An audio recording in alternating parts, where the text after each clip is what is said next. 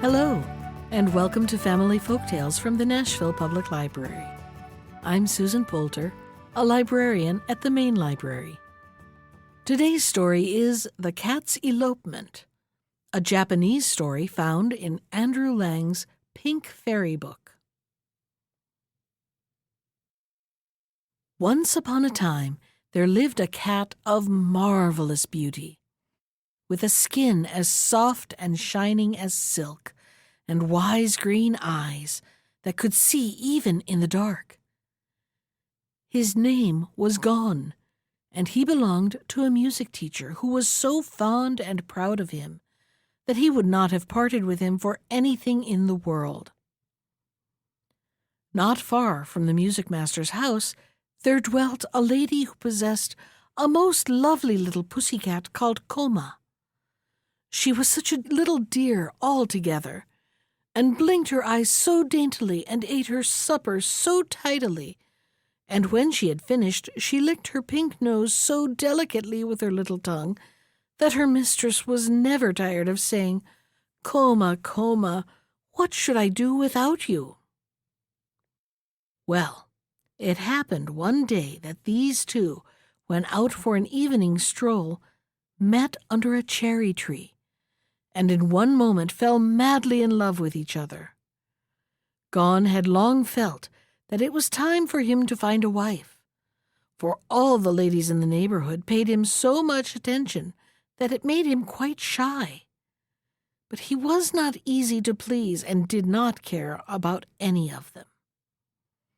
Now, before he had time to think, Cupid had entangled him in his net, and he was filled with love towards Koma.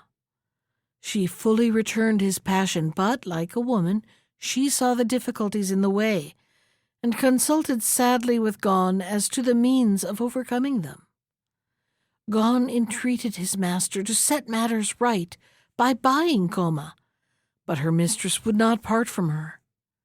Then the music master was asked to sell Gon to the lady, but he declined to listen to any such suggestion, so everything remained as before.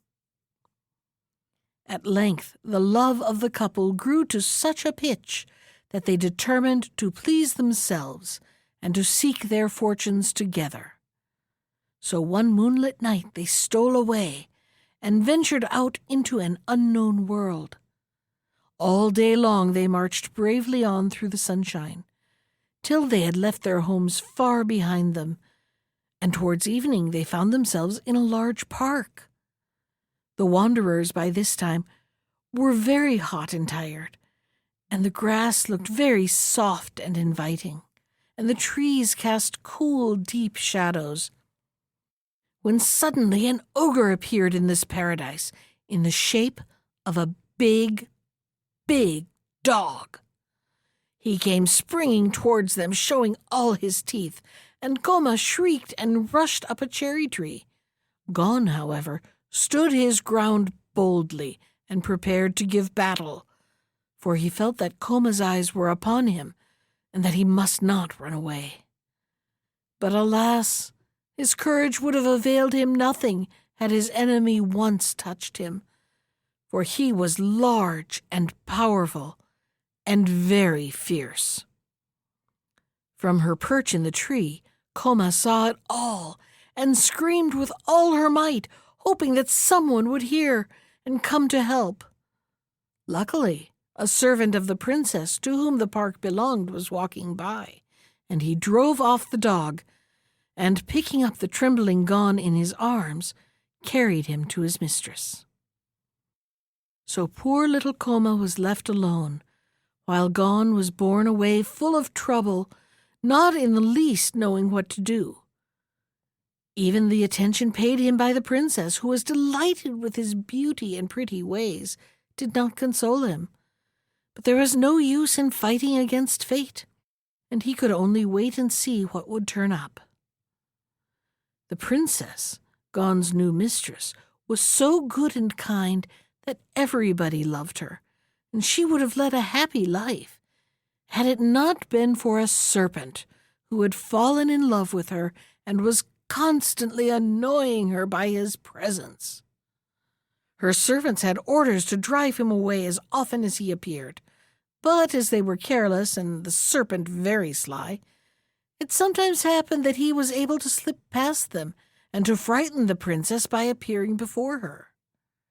One day she was seated in her room, playing on her favorite musical instrument, when she felt something gliding up her sash, and saw her enemy making his way to kiss her cheek. She shrieked and threw herself backwards, and Gon, who had been curled up on a stool at her feet, understood her terror, and with one bound seized the snake by his neck. He gave him one bite and one shake, and flung him on the ground, where he lay, never to worry the princess any more. Then she took Gon in her arms, and praised and caressed him, and saw that he had the nicest bits to eat, and the softest mats to lie on, and he would have had nothing in the world to wish for, if only he could have seen Koma again. Time passed on, and one morning Gon lay before the house door, basking in the sun.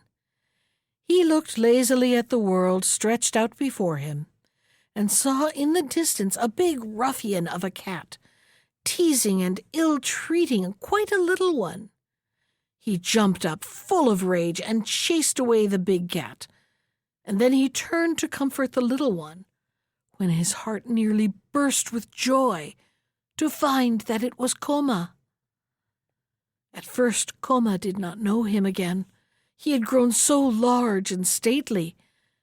But when it dawned upon her who he was, her happiness knew no bounds. And they rubbed their heads and their noses again and again, while their purring might have been heard a mile off. Paw in paw, they appeared before the princess and told her the story of their life and its sorrows. The princess wept for sympathy, and promised that they should never more be parted, but should live with her to the end of their days. By and by, the princess herself got married, and brought a prince to dwell in the palace in the park. And she told him all about her two cats, and how brave Gon had been, and how he had delivered her from her enemy the serpent. And when the prince heard, he swore they should never leave them, but should go with the princess wherever she went. So it all fell out as the princess wished, and Gon and Koma had many children, and so had the princess, and they all played together and were friends to the end of their lives. That was The Cats Elopement from Andrew Lang's Pink Fairy book. Special thanks to Ginger Sands for our theme music. You can find more of Ginger's music at iTunes or on her website at www.gingersands.com. And if you'd like to comment on today's story, send me an email. I can be reached at susan.poulter, that's Poulter, @nashville.gov. Thanks for listening.